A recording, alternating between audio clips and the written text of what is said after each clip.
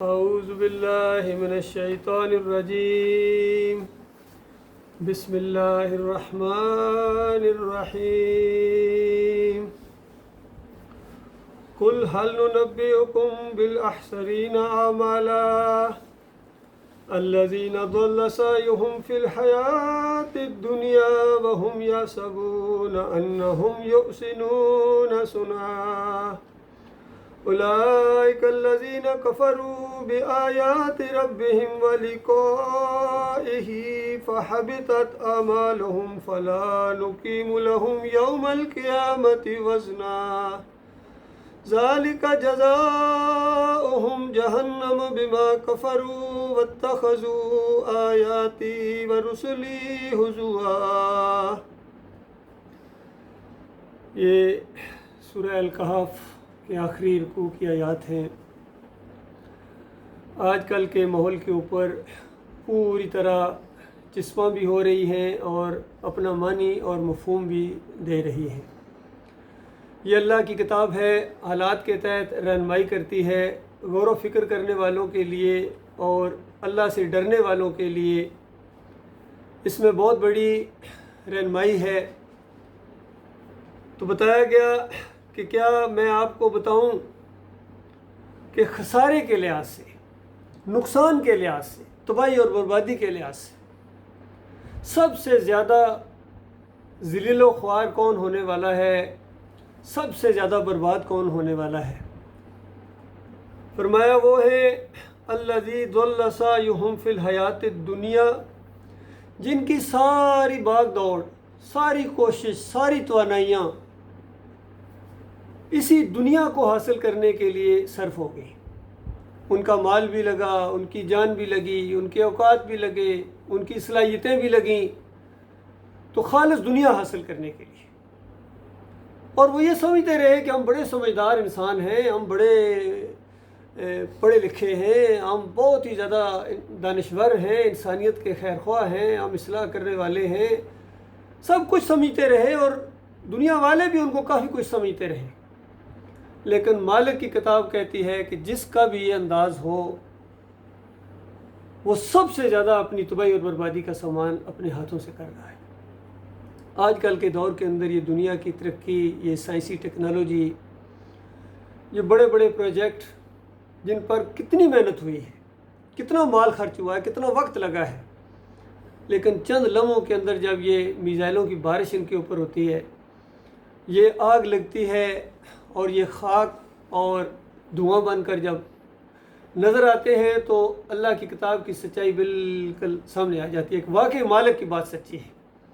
یہ دنیا عارضی چیز ہے، اس کے لیے جتنا بھی کچھ کسی نے کیا ہے وہ یہیں کچھ رہ جانے والا ہے، اور حقیقی کامیابی آخرت کی کامیابی ہے کہ جس کو وہ کامیابی مل گئی۔ اسی آخری رکوع کی آخری آیتوں میں وہ چیز بھی آ رہی ہے کہ جو ایمان لائیں وہ زبردست قسم کی کامیابی ان کے حصے میں آئے گی۔ ان الذین آمنوا وعملوا الصالحات کانت لہم جنات الفردوس نزلا۔ یہ بالکل تقابلی جائزہ کیا گیا ہے کہ ایک طرف تو یہ لوگ ہیں دنیا کے اندر گم رہنے والے، ساری محنت ساری کوشش دنیا کے لیے، اور کچھ دوسرے ہیں خوش نصیب ہیں جنہوں نے اس دنیا کی زندگی کو پہچان لیا کہ یہ امتحان کی زندگی ہے، یہ سیرگاہ نہیں ہے۔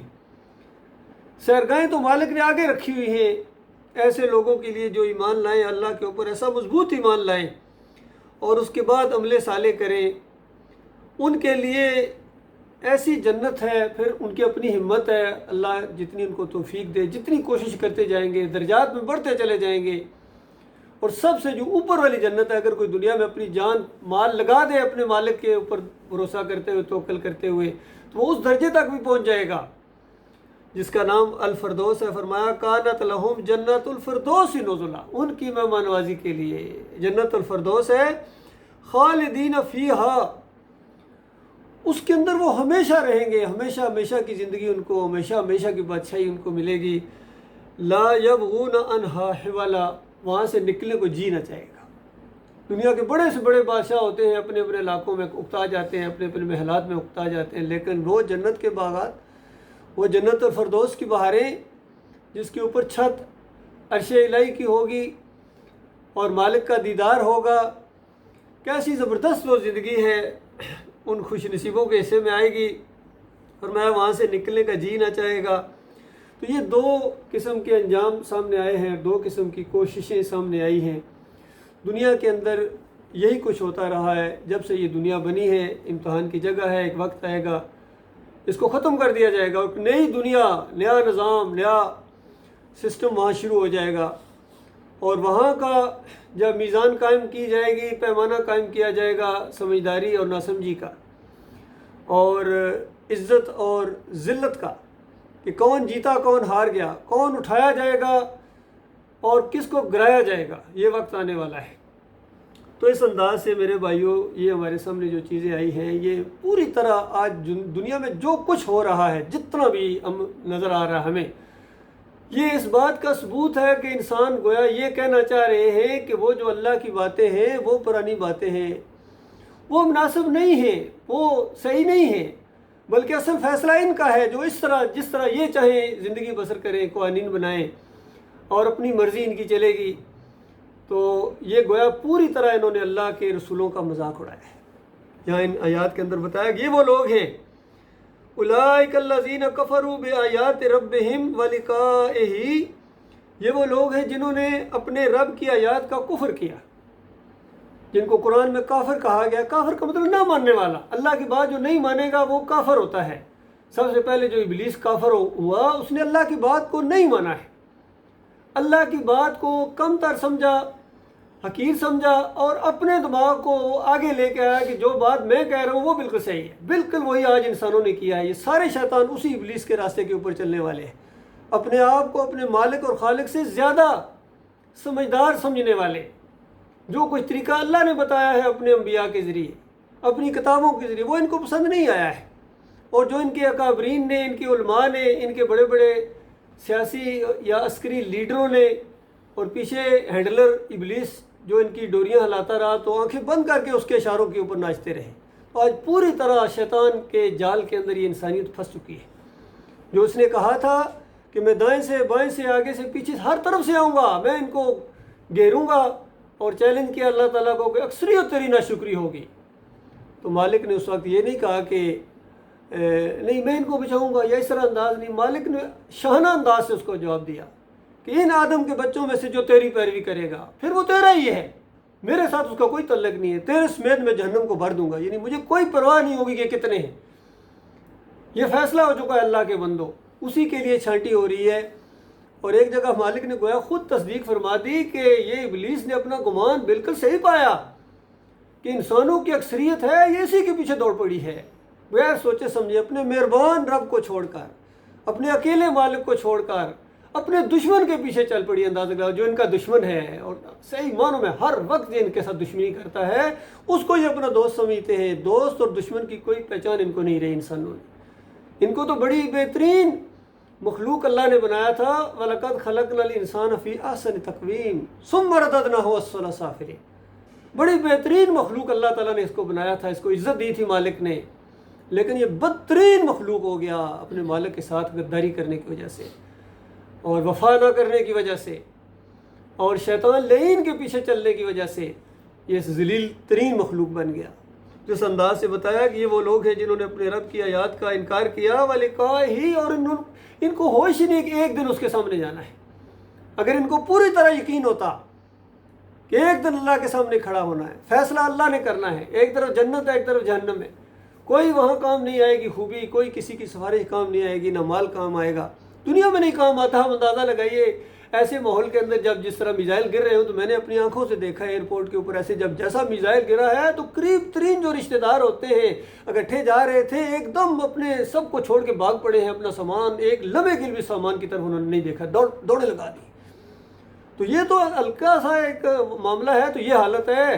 تو وہ جو بڑا زلزلہ آئے گا، بڑی قیامت کا زلزلہ آئے گا، اس دن تو مالک فرماتا ہے کوئی جگری دوست ایک دوسرے کو نہیں پوچھیں گے، بیٹا باپ کو نہیں پوچھے گا، ماں بیٹے کی طرف توجہ، سب ایک کو اپنی اپنی پڑی ہوئی ہوگی۔ تو اللہ کے بندوں، اس وقت کی تیاری کرنی چاہیے، جو کہ اس کے ہلکے ہلکے جو ہے یہاں نمونے اللہ نے دنیا میں بھی دکھائے ہیں، لیکن انسان اللہ کی طرف پلٹ نہیں رہا ہے. ہر سال 1.5 بعد ان کے اوپر ایک بڑی آفت آتی ہے، پھر بھی یہ اللہ کی طرف نہیں پلٹتے ہیں. آج اگر یہ جتنا یہ خوف و ہراس کا ماحول ہے، جنگی ماحول بنا ہوا ہے، اگر آج یہ ختم ہو جائے تو پھر انہوں نے وہی کچھ کرنا جو اس سے پہلے کر رہے تھے. یہ ماحول ہے اللہ کے بندوں. یہ وہ لوگ ہیں جنہوں نے اللہ کی آیات کا انکار کیا، اللہ کے سامنے کھڑے ہونے کا ان کو یقین نہیں کیا. اس وجہ سے فحبطت اعمالہم، لہٰذا ان کے سارے اعمال جو کوئی نیکیاں انہوں نے کی بھی تھی وہ بھی برباد. فلا نقیم لہم یوم القیامت وزنا، اور قیامت کے دن ان کے اعمال کا ذرہ برابر کوئی وزن نہیں کیا جائے گا، وزن نہیں کیا جائے گا. ان کرتوتوں کی وجہ سے فرمایا ذالک، یہ اس وجہ سے ہوگا، جزاؤہم جہنم بما کفروا، یہ ان کے کفر کرنے کی وجہ سے ہوگا، انکار کرنے کی وجہ سے ہوگا. واتخذوا آیاتی ورسلی ہزوا، اور میری آیات کا انکار کیا، مذاق اڑایا، اور میرے رسولوں کا مذاق اڑایا انہوں نے. یعنی گویا میں نے جو ایک منصوبہ کیا، کتابیں اتاری، رسول بھیجے کہ انسانوں تم مختار نہیں ہو، تم آزاد نہیں ہو، تم پابند ہو، اور چند دنوں کی یہ معاملہ ہے، تم اس طرح زندگی بسر کرو. تو انہوں نے ان رسولوں کا گویا مذاق اڑایا، کتابوں کا مذاق اڑایا، اپنے عمل سے ثابت کر دیا کہ یہ اللہ کی بات ماننے والے نہیں ہیں. ان کی اکثریت نے اللہ کے ساتھ اور معبود بنائے. اسی رکوع کے اندر ذکر ہے خاص کر کہ اللہ فرماتا ہے افحسب الذین کفروا ان یتخذوا عبادی من دونی اولیاء، کہ ان کافروں نے یہ گمان کیا ہے کہ مجھے چھوڑ کر میرے بندوں کو اپنا کارساز، اپنا مشکل کشا، اپنا حاجت روا، غریب نواز مانے، اور پھر ہم خفا نہیں ہوں گے، پھر ہم ان کو امن و سکون دیں گے.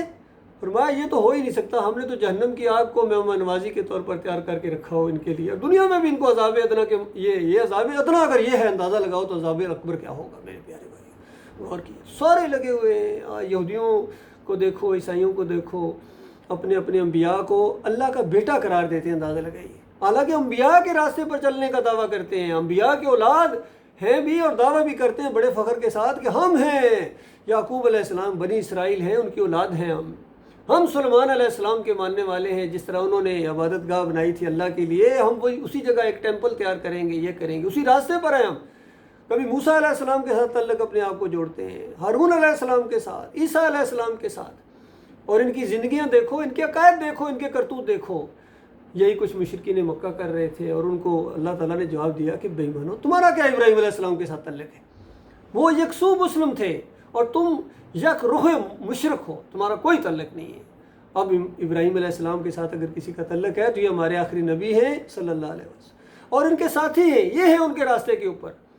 بالکل یہی معاملہ ہے آج امت مسلم. اب ان کو یہود و نصارہ کو کیا کہا جائے؟ یہ مسلمان جو اپنے آپ کو نبی صلی اللہ علیہ وآلہ وسلم کی امت اور اپنے آپ کو امت مسلمہ کہتے ہیں، قرآن کے اوپر دعویٰ ماننے کا، قبلہ ان کا بیت اللہ حرم کی طرف، سب کچھ وہی، لیکن عقیدے ان کے دیکھیں نبی علیہ السلام کو اللہ کی ذات کا ٹکڑا مانتے ہیں کہ اللہ نے اپنی ذات سے کاٹ کے محمد صلی اللہ علیہ وآلہ وسلم کو بنایا، نور میں نور اللہ. کوئی حاضر ناظر مانگتا ہے، کوئی پکاروں کے لیے آوازیں لگاتا ہے، یا رسول مدد، لبیک یا رسول اللہ، کوئی یا حسین مدد، یا علی مدد، یا بری کر کھری. یہ سارے لگے ہوئے ہیں، مسلمان کیا ہوں یا یہودی کیا ہوں، عیسائی کیا ہوں. باقی مورتی پوجا والے، گائے پوجا والے، ان کا بھی اپنا.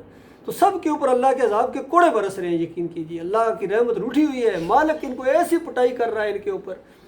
اور یہ اتنے ہیں، یہ سمجھ رہے ہیں ہم ٹھیک جا رہے ہیں. قرآن بالکل وہی نقشہ کہیں ذرا، یہ سمجھ رہے ہیں ہم بالکل ٹھیک جا رہے ہیں. سارے کہتے ہیں، جن کا مرتا کہتے ہیں ہمارے شہید ہو گئے، بس وہ جنت میں پہنچ گئے ہیں، وہاں نبی علیہ السلام نے گلے لگایا ہوگا، اور فلاں نے ان کا ماتھا چوما ہوگا، فرشتوں نے قطار بند کے ان کا ایسا استقبال کیا ہوگا.